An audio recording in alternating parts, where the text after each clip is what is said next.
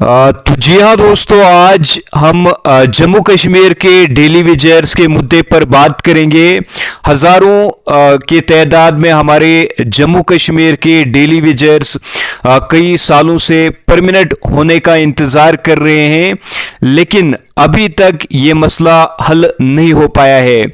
यहाँ पर अगर हम बात करें बीजेपी की, तो बीजेपी की सरकार ने भी इन्हें कई बार आश्वासन दिए।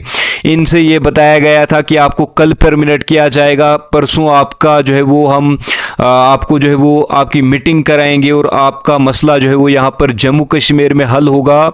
तो उसके बाद एमपी इलेक्शन में भी ये कहा गया कि आपके जैसे ही मतलब यहाँ पर हमारी सरकार बनती है तो आपका मसला जो है वो डेफिनेटली हल होगा। तो उसके बाद सेंटर की अगर हम बात करें तो सेंटर में भी जो है वो भाजपा की सरकार बनी, लेकिन अभी तक अगर हम बात करें तो अभी तक हमारे डेली विजर्स का के जितने भी मसले मसाइल हैं वो अभी यहाँ पर हल नहीं हुए हैं। तो इसी के हवाले से हमारे साथ एक डेली विजर भाई जो है वो जुड़े हुए हैं। जिस तरह से आप सभी जानते हैं कि यहाँ पर एनसी की जो है वो सरकार आ चुकी है, उमर अब्दुल्ला सर की यहाँ पर जो है वो सरकार आ चुकी है।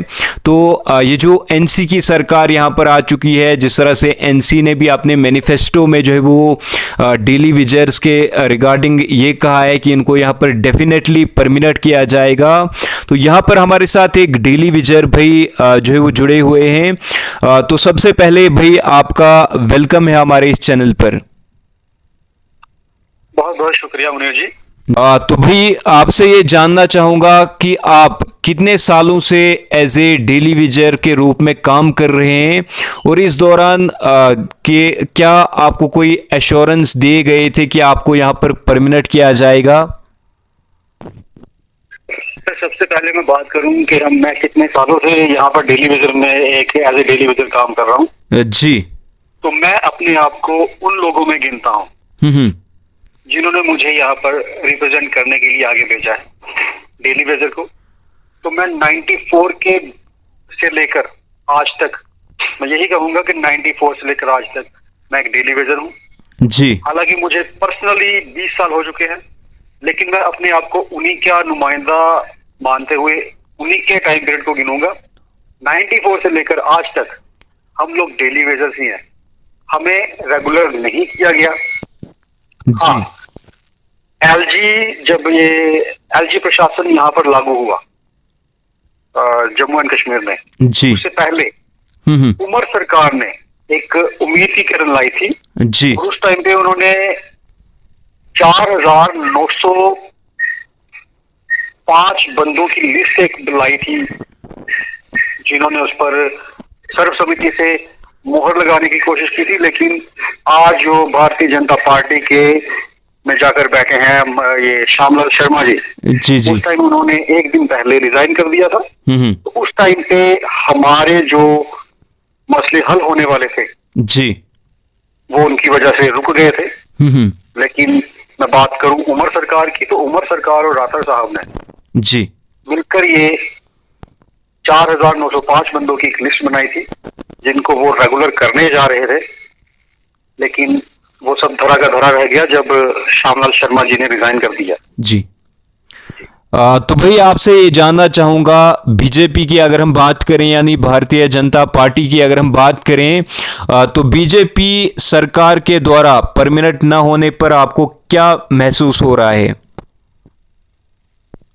सर, बात करूं कि बीजेपी के द्वारा हम लोगों को जो लॉलीपॉप्स दिए गए, जी। मैंने पहले भी आपके इंटरव्यूज में यही कहा है कि भारतीय जनता पार्टी केवल लॉलीपॉप्स की गेम खेलती है।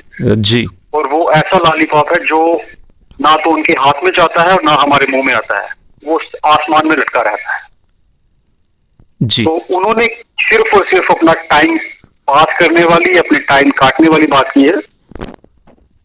क्योंकि अगर वो हम लोगों के फेवर में होते, मैं फिर से कहूंगा, अगर वो हम लोगों के फेवर में होते, तो जी। अगर सेंटर में उनकी सरकार थी, जी। जम्मू कश्मीर को यूनियन टेरिटरी बना दिया गया था, तो वो एक प्रस्ताव लेकर जा सकते थे, उसको पास करवा सकते थे असेंबली में, और हम लोगों को इस डेली बेसिस की जो हमारी दुर्दशा है इससे छुटकारा दिलवा सकते थे। जी। लेकिन ऐसा कुछ नहीं किया उन लोगों ने। तो आप भली भांति परिचित है कि उन लोगों ने हमारे साथ क्या क्या किया।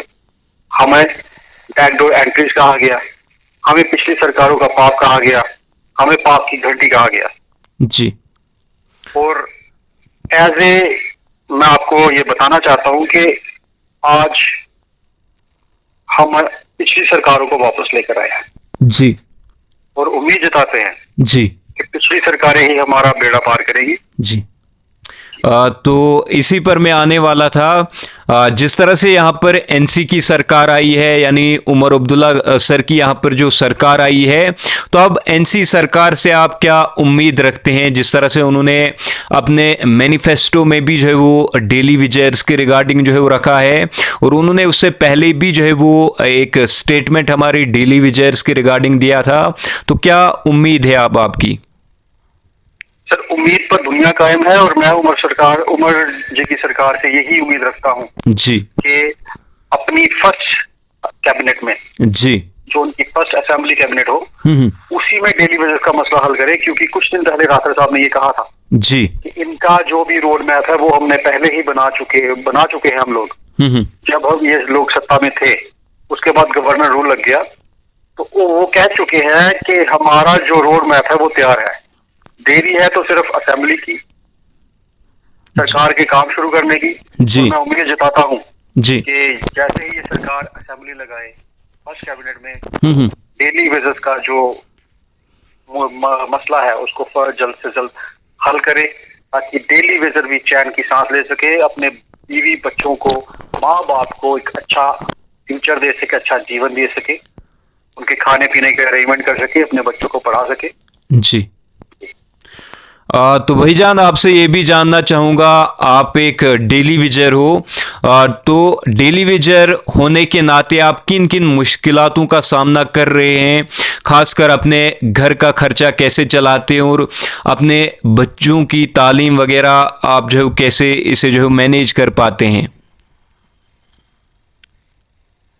सर, ये जब भी आप ये क्वेश्चन पूछते हैं तो मैं थोड़ा इमोशनल हो जाता हूँ जी कि जिस तरह हम लोग सफर कर रहे हैं, और हमसे भी ज्यादा सफर कर रही है हमारी फैमिली, जी जिनकी जरूरतें बहुत है, लेकिन हम उनकी एक जरूरत भी पूरी नहीं कर सकते।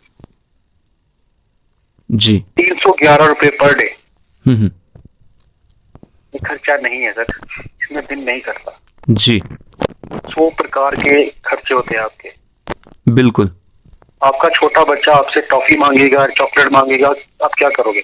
जी हम्म, बाकी तो बातें दूर रखिए आप। हम लोग उस कगार पर हैं कि हम अपने बच्चों को टॉफी चॉकलेट लेके नहीं दे सकते, क्योंकि हमें पूरे महीना काटना होता है 9,300 रुपए में।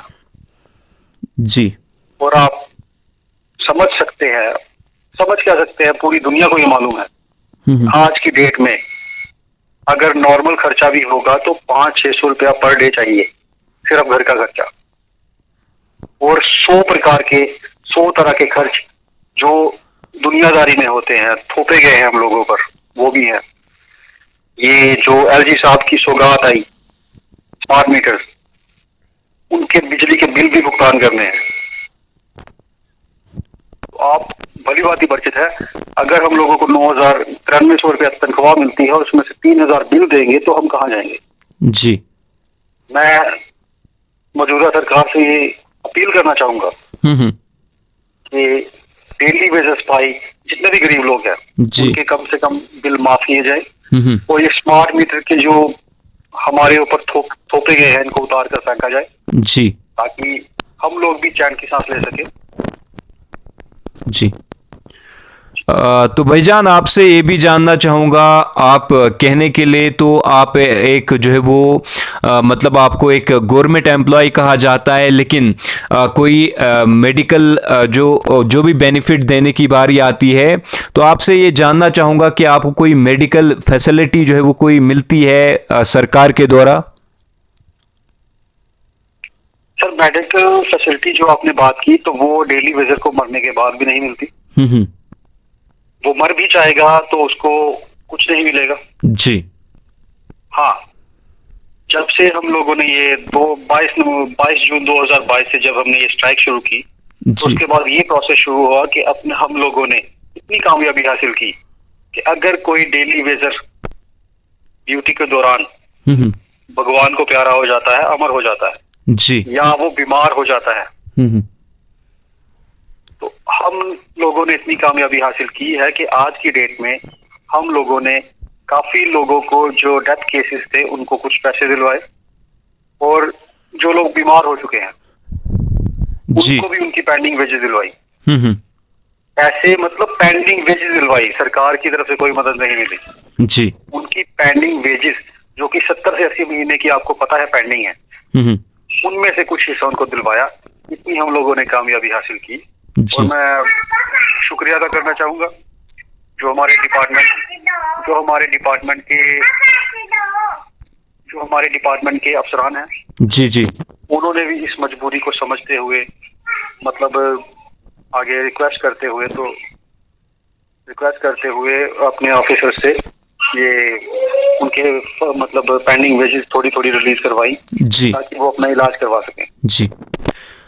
तो भाईजान आपसे ये जानना चाहूंगा कि आपका जो पेंडिंग वेजेस की आप बात कर रहे हो, आपका जो पेंडिंग वेजेस है अब ये कितना जो है वो आपका पेंडिंग है? सर अगर पर्सनली मैं अपनी बात करूं तो मेरा ही 4 लाख के करीब है। हम्म। तो ऐसे ही बाकी सबका है, हम्म। मतलब 3.5-4 लाख के करीब सभी लोगों का जो वेजेस है वो पेंडिंग है, जी। जो भी कि अभी तक उन लोगों को नहीं मिला। हम्म। बहुत मुश्किलात के हालात में चल रहे हैं। अपनी ही जो पेंडिंग तनख्वाहें हैं उनको हमें लेने का हक छीन लिया गया है हम लोगों से, जी। क्योंकि जब उनसे अपनी मजबूरी दिखाई जाए तो वो ये कहते हैं कि अभी ऊपर से बंद है, जी। ये आपका पोर्टल ऊपर से खुलेगा। सर जी। मुझे बताएं कि कौन से कानून में लिखा है कि आपने जिस काम को किया है, जो पैसे आपने अर्न किए हैं, वही आपको नहीं मिले। जी बिल्कुल। तो आप खुद देख लीजिए कि क्या किन हालातों में डेली वेजर जी रहा है, जी। और कितने हालातों के थपेड़ों से वो गुजर रहा है।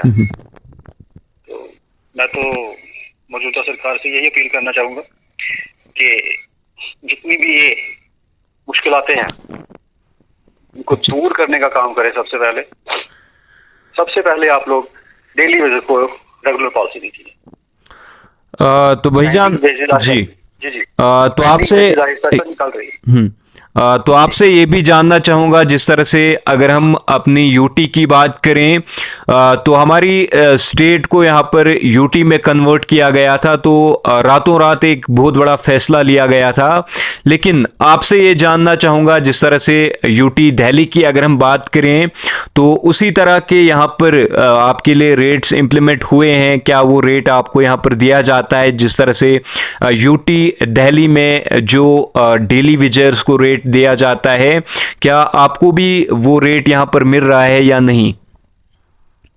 यहाँ पर मैं सर यही कहना चाहता हूँ कि यूटी, जम्मू कश्मीर को यूटी बनाया गया हम लोगों के लिए, जी। सिर्फ उसके जो नुकसान थे वो हम पर थोपे गए। लेकिन जो यूटी के बेनिफिट्स है वो आज 6 साल होने वाले हैं यूटी बने हुए, लेकिन आज तक हमको नहीं मिले। जी। क्योंकि जो लोग सत्ता में थे, जो लोग पावर में थे, जी, उन लोगों ने हम लोगों के क्या क्या नाम डाले ये आपको पता ही है। जी। उन लोगों की वजह से आज हमारे बच्चे दर-बदर हैं। उनको अच्छी एजुकेशन नहीं मिल पा रही है, उनको अच्छा खाना नहीं मिल पा रहा है, उनको पहनने के लिए कपड़े नहीं मिल पा रहे हैं, उनकी हम यूनिफॉर्म्स नहीं ले सकते। ये हालात है हम लोगों के। हम क्या ही बताएं। कहते हैं ना, अगर शर्ट उठाओ तो अपना ही पेट नंगा होता है। लेकिन सर क्या करेंगे, हम लोग गवर्नमेंट एम्प्लॉय हैं, आप लोगों के डिपार्टमेंट के हम चलाने वाले हैं, लेकिन हम लोगों के घर ही नहीं चल रहे। आपके डिपार्टमेंट चल रहे हैं लेकिन हम लोगों के घर नहीं चल रहे। जी। तो मैं इस पर यही कहना चाहूंगा कि मौजूदा गवर्नमेंट जल्द से जल्द हम लोगों का मसला हल करे। जी। नहीं तो मैं फिर से वही कहूंगा कि आने वाले दिनों में हम लोग अपना हक लेकर रहेंगे, चाहे हमें किसी भी कीमत पर जाना पड़े, किसी भी हद तक जाना पड़े। हम लोग अपना हक लेके रहेंगे। क्योंकि पिछले दिनों में आपने नोट किया होगा कि जो लोग कोर्ट के थ्रू आए जी। केस करके, हम्म। उन लोगों को एलजी साहब ने रेगुलर किया, जी। उन लोगों को कैसे कर दिया आपने? जी। तो अगर यही इनकी फिर मंशा है तो पूरे के पूरे डिपार्टमेंट्स कोर्ट के थ्रू आएंगे आपके पास हम्म। और अपना हक लेकर जाएंगे, फिर आपको देना पड़ेगा। तो आपसे भाईजान ये भी जानना चाहूँगा, अगर एनसी की सरकार आपको परमिनेंट करना भी चाहे, लेकिन सारी की सारी पावर्स जो है वो एलजी को जो है वो दी गई हैं, तो अगर एनसी सरकार ये चाहती है आपको परमिनेंट किया करे, तो वहाँ पर अगर जिस तरह से बीजेपी की अगर हम बात करें, आज तक जो है वो बीजेपी के द्वारा आपको यहाँ पर परमिनेंट नहीं किया गया, तो कहीं ना कहीं आपको क्या लगता है, इस पर आप क्या कुछ कहना चाहोगे? सर, बीजेपी के द्वारा भी मैं यही कहना चाहता हूं कि जहां तक लोकल लीडर्स थे जी। उनमें से एक दो लीडर ऐसे थे जिन्होंने हमारी बात ऊपर तक पहुंचाई, हम्म। सेंटर तक पहुंचाई, जी। लेकिन सेंटर में इस चीज की सुनवाई नहीं। हम्म। अब जैसा कि आपने कहा एलजी साहब, तो जो मैंने बात कही कि हम लोग केस भी कर सकते हैं, जी। तो ये वो बात मैंने इसलिए कही क्योंकि अभी तक पावर्स एलजी साहब के पास ही। हम्म। क्योंकि अगर हमारे चीफ मिनिस्टर साहब के पास पावर आएंगी तो हम उनसे दो टुक बात करके अपनी पॉलिसी ले आएंगे, ये हमें पता है जी। और हमें पता है कि वो किस कदर के इंसान हैं, वो लोगों के काम करने वाले इंसान हैं। हम्म। ऐसे ही लगातार 30-30 साल उन्होंने जम्मू कश्मीर में सीएम पद का राज नहीं किया। जी। उनके दादाजी से लेकर आज वो है, तो उन लोगों ने काम किए हैं, तो इसलिए वो सत्ता में थे, जी। इसलिए वो पावर में थे। उन्होंने लोगों के मसले सुने, गरीब लोगों के मसले हल किए, उनको डिबेट्स दी, राशन मिलता था। डिपोज की बात करता हूँ, वहां आपको सस्ता राशन, सस्ता चीनी, सस्ता तेल मिलता था। वो चीजें जो गायब होगी, हम उम्मीद करते हैं कि वो भी वापिस आएंगी जल्द। जी। क्योंकि जो राशन डिपो बनता है वो सिर्फ इसलिए बनता है कि गरीब जनता है उसको लाभ मिल सके। जी। और अगर आपने वो चीजें राशन डिपो से गायब कर दी जी, तो गरीब जनता को लाभ कहाँ से मिलेगा, कहाँ से बेनिफिट मिलेगा उसको? उसको राशन का बेनिफिट नहीं मिलेगा। पहले मुनीर जी आपको याद होगा कि चीनी मिला करती, बिल्कुल, मिट्टी का तेल मिला करता था, केरोसिन ऑयल, बिल्कुल बिल्कुल याद होगा आपको? बिल्कुल। लेकिन आज की डेट में वो चीजें गायब, बिल्कुल। तो वो जो चीजें हैं वो गरीब लोगों के काम ही आती थी। मैं तो उम्मीद करूंगा कि गरीब लोगों का आने वाले दिनों में बहुत कुछ मिलेगा गरीब लोगों को जी, और डेली बेसिस का जो मसला है वो जल्द से जल्द हल होगा। यानी अगर हम बात करें एनसी की, तो एनसी से आपको उम्मीदें हैं? सर बिल्कुल उम्मीदें हैं जी, क्योंकि जो अगर आपको 6-7 साल के बाद एक सरकार मिली है जी स्टेट में, तो आपको पता है आपके रिप्रेजेंटेटिव हैं जी, आप पर्टिकुलर एक अपने रिप्रेजेंटेटिव के पास जाके बात कर सकते हैं। पहले सरकार थी, मतलब जो पावर थी वो एलजी साहब के पास थी जी, बिल्कुल। एलजी साहब को भी सेंटर से परमिशन लेके आपकी बातें सुननी पड़ती थी, बिल्कुल। वो उनको तो सेंटर से ही परमिशन लेनी पड़ेगी। लेकिन आज की डेट में इतना मसला थोड़ा हल हुआ है कि आपके पास रिप्रेजेंटेटिव हैं, आपके 90 जो एमएलए हैं जी, आप अपने अपने एरियाज के एमएलए के पास जाके अपना दुख दर्द तकलीफ सुना सकते हो और वो आगे जाके डिस्कस कर सकते हैं। और मुझे उम्मीद है कि आने वाले दिनों में ये डेली वेजेस का मसला बहुत जल्द से जल्द हल होगा। एटलीस्ट जो यूटी के बेनिफिट्स हैं वो तो मिले जी, कम से कम वो तो लाए जाए। आपने देखा होगा कि सुतेला व्यवहार किया जाता है डेली वेजेस के साथ, बिल्कुल बिल्कुल, डंडे, बिल्कुल, हमें पूरा याद है, बिल्कुल जी जी, डेली वेजेस के साथ सुतेला व्यवहार किया जाता है। काम आप बिल्कुल बराबर का कर रहे हो। बिल्कुल। रेगुलर एम्प्लॉइज और डेली बेसिस बराबर का काम करते हो, लेकिन जब देने की बारी आती है डेली बेसिस को नकार दिया जाता है। हम लोग भी चाहते हैं कि हम लोगों को भी एजुकेशन अलाउंस मिले। हमने अपने बच्चे नहीं पढ़ाने हैं क्या? बिल्कुल।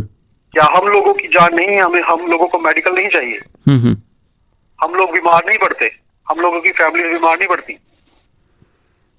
क्या हम लोगों के साथ हादसे नहीं होते? मैं पूछना चाहता हूं, हम लोग भी भाई साहब वही आपके उसी डिपार्टमेंट का काम कर रहे हैं, बिल्कुल। हम लोगों के साथ इतना भेदभाव क्यों? आने वाले दिनों में अगर भगवान ने चाहा तो हम बिल्कुल अपने चीफ मिनिस्टर साहब से भी मिलेंगे, जी। इन्हीं मुद्दों पर डिस्कस करेंगे, हम्म। और हो सका तो हम सेंटर तक भी जाएंगे। जी हम अपने प्रधानमंत्री साहब से अपॉइंटमेंट लेके उन तक भी जाएंगे, जी जी। और इन चीजों की डिस्कशन करेंगे हम लोग। इस पर हम जवाब मांगेंगे कि बिल्कुल। हम लोगों की जिंदगी इतनी सस्ती क्यों, हम लोगों के बच्चों की जिंदगी इतनी सस्ती क्यों? हम लोग ईमानदारी से आप लोगों के डिपार्टमेंट्स का काम कर रहे हैं। बिल्कुल। एक तरफ आप लोग कहते हो कि 85% जो काम है किसी भी डिपार्टमेंट का वो डेली वेजर चलाता है, बिल्कुल। और जब देने की बारी आती है तो डेली वेजर आपको पाप की घंटी दिखना शुरू हो जाता है। हम्म। इन चीजों को क्लियर करना पड़ेगा सर। जी बिल्कुल। जी, तो मैं उम्मीद जताता हूँ कि आने वाले दिनों में चाहे वो भारतीय जनता पार्टी के सदस्य हो, जी। चाहे वो एनसी के सदस्य हो, चाहे वो पीडीपी के हो, चाहे इंडिपेंडेंट हो, हम्म। चाहे किसी भी पार्टी से बिलोंग करते हो, चाहे वो कांग्रेस के हो, हमें किसी के साथ कोई गिला शिकवा नहीं। जी। किसी के साथ हम मतलब हमें सिर्फ इतना है कि जो लोग हम लोगों के लिए हमारी पॉलिसी लेकर आए, जी। हम डेली वेजर भाइयों के लिए हम्म। उनके परिवार को चलाने का समाधान लाए। जी। हम लोगों के लिए जो SRO 64 लेकर आए, और उसमें जिसका भी कोई रोल होगा, जी। हम तहे दिल से उनका शुक्रगुजार रहेंगे, बिल्कुल। पूरी उम्र तक रहेंगे, हम्म। और हम उनका एहसानमंद रहेंगे कि हमारे बच्चों का फ्यूचर भी उन लोगों की वजह से बना। लेकिन मैं फिर से अपील करना चाहूंगा कि एक बार सामने आकर हम लोगों के मसले तो हल करवाएं, क्योंकि बिल्कुल। आप लोग पावर में हैं इस टाइम। हम्म। अगर LG साहब आपकी नहीं सुनते तो सेंटर से पॉलिसी लेकर आइए, कोई बड़ा मसला नहीं है। बिल्कुल। और वो ऐसी पॉलिसीज हैं जिनको वो ऐसा है जिनको होल्ड कर दिया गया है, जी। वो ऑलरेडी चल रहे थे, बिल्कुल। उनमें आपको कुछ ढूंढना नहीं है। हम्म। वो SRO 64 के थ्रू लोग परमानेंट होते आए हैं और आज भी हो रहे हैं। मैंने आपको बताया कोर्ट के थ्रू जो लोग आते हैं वो SRO 64 के थ्रू परमानेंट हो रहे हैं। हाँ बिल्कुल। तो रोड मैप तो ऑलरेडी बना हुआ है, बिल्कुल बिल्कुल। आप लोगों को सिर्फ उसको स्टार्ट करवाना है, बिल्कुल बिल्कुल। और पर्टिकुलर प्रॉपर बेसिस करवाना है, सिर्फ उन लोगों के लिए नहीं है जो कोर्ट के थ्रू आएंगे। बिल्कुल। क्योंकि आपका काम हर एक डेली बेसिस कर रहा है, बिल्कुल। चाहे वो किसी भी फॉर्म में है। कोई आपकी मोटर चलाता है, कोई आपकी सप्लाई चलाता है, कोई आपके बॉल ऑपरेट करता है, कोई वो आपके खड्डे मार के पाइपलाइन बिछाता है, कोई लीकेज ठीक कर रहा है, कोई मैकेनिक का काम कर रहा है। बिल्कुल। तो हर एक फील्ड में डेली वेजर अपना 100% दे रहा है सर। दे रहा है बिल्कुल। तो कमी जो आ रही है वो आपकी तरफ से आ रही है, हम्म। आप लोग उसके साथ इंसाफ नहीं कर रहे हैं। बिल्कुल। उसका जो एक वेतन बनता है आप उसको इंसाफ करके उसका वो वेतन नहीं दे रहे हैं। हम्म। अगर वो आपका काम कर रहा है तो वो इसीलिए कर रहा है कि मुझे अपनी फैमिली को पालना है। तो जी। क्या आपका फर्ज नहीं बनता कि जो बंदा आपके लिए सब कुछ छोड़कर आपका नाम बनाने में लगा है, आप कम से कम उसको इतना तो दें कि वो अपनी फैमिली को अच्छे से खिला पिला सके, बच्चों को पढ़ा सके, माँ बाप की दवाई पूरी कर सके, और जो समाज में एक रहना है, समाज में रिश्तेदारी जो निभाना है, कम से कम उनमें तो वो खड़ा हो सके। जी। कहने को एक गवर्नमेंट एम्प्लॉई, हम्म। लेकिन हालात भिखारी से भी बदतर। बिल्कुल, बेनिफिट के नाम पर जीरो। बेनिफिट के नाम पर जीरो, हम्म, सब्सिडी कोई नहीं, कंपनसेशन कोई नहीं। बच्चों को पढ़ाने के लिए क्या करेगा? कुछ नहीं कर सकता। बिल्कुल। दूसरा काम कोई, सबसे आपको बड़ी बात बताऊं, हम्म, अब मैं इस मुद्दे पर आता हूं।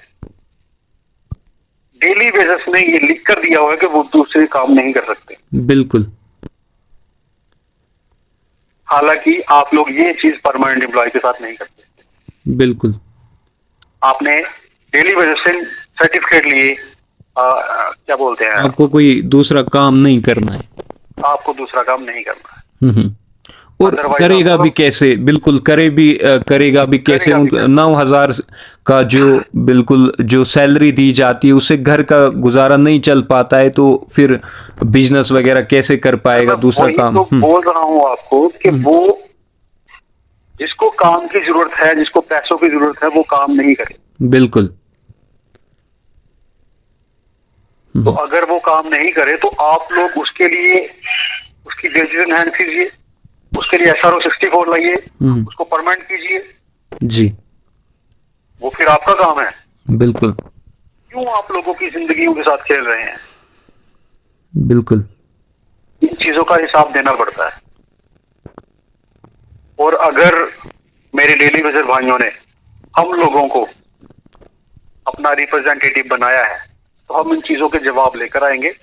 और अगर ऊपर वाले का करम रहा, उसका आशीर्वाद रहा, जी। तो हम उनके लिए जल्द से जल्द पॉलिसी भी लेकर आएंगे। ये मेरा आपसे वादा है। बिल्कुल। हमारा कुछ भी हो, हमें कोई फर्क नहीं पड़ता, लेकिन हम अपने डेली वेजर भाइयों को इंसाफ दिलवाएंगे। ये मेरा आपसे वादा है। तो ये हमारे साथ एक डेली विजर भाई जो है वो जुड़े हुए थे। यहाँ पर जिस तरह से भाजपा के द्वारा इनके साथ जो है वो मतलब कुछ वादे भी किए गए थे, उसको लेकर भी हमने बात की, और जिस तरह से नई सरकार यहाँ पर बनी है उसको लेकर भी उन्होंने बात की। तो जिस तरह से अब नई सरकार यहाँ पर NC की सरकार बनी है, तो कहीं ना कहीं हमारे यहाँ पर डेली विजर्स अब जो है वो होपफुल हैं, और यहाँ पर इनके मैनिफेस्टो में भी जो है वो रखा गया है। तो हम उम्मीद करते हैं कि जल्द से जल्द हमारे डेली विजर्स का मसला, जितने भी यहाँ पर मसले मसाइल हैं वो यहाँ पर हल हों। तो शुक्रिया भाई हमसे बात करने के लिए। मुनीर जी, आपका भी बहुत बहुत शुक्रिया कि डेली विजर्स की आवाज, गरीब लोगों की आवाज, जो मजलूम लोग हैं उनकी आवाज उठाने के लिए आप हमेशा सबसे आगे रहते हो। जी। तो मैं आपका भी शुक्रगुजार हूँ। और जितनी भी हमारे जम्मू की लोकल मीडिया है, मैं फिर से दोहराना चाहूंगा, जितनी भी लोकल मीडिया है मैं उनका भी बहुत शुक्रगुजार हूँ, क्योंकि हमारी आवाज अगर आज ऊपर तक गई जी, तो वो जम्मू की लोकल मीडिया का उसमें बहुत बड़ा हाथ है। जी। जी। हालांकि कुछ ऐसे चैनल्स हैं जो लोग डेली बेसिस की आवाज उठाने के लिए डरते हैं, बिल्कुल, या उनको नकारा समझते हैं। तो मैं उनकी बात ज्यादा ना करता हुआ उनको मैं भी उनको इग्नोर मारता हूँ। जी। मैं आप लोगों का शुक्रगुजार हूँ कि जितनी भी लोकल मीडिया है उन लोगों ने हमारी आवाज उठाई।